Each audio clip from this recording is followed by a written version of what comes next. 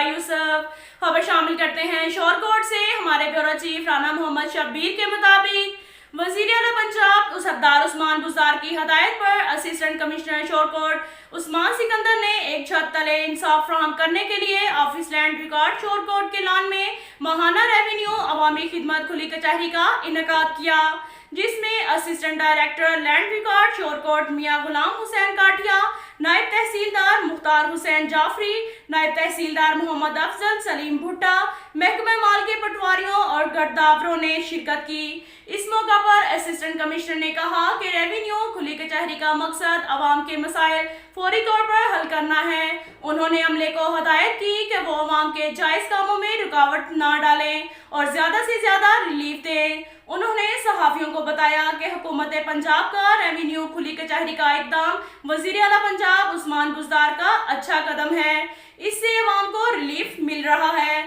ہر مہینے کی پہلی تاریخ کو ریونیو کھلی کچہری کا انعقاد ضلع اور تحصیل کی سطح پر کیا جاتا ہے۔ اس موقع پر انہوں نے متعدد درخواستیں وصول کی اور موقع پر ہی احکامات جاری کیے۔ اب تک کے لیے اتنا ہی کافی ہے۔ ملتے ہیں اگلے بلیٹن میں، ہمارے ساتھ رہیے گا۔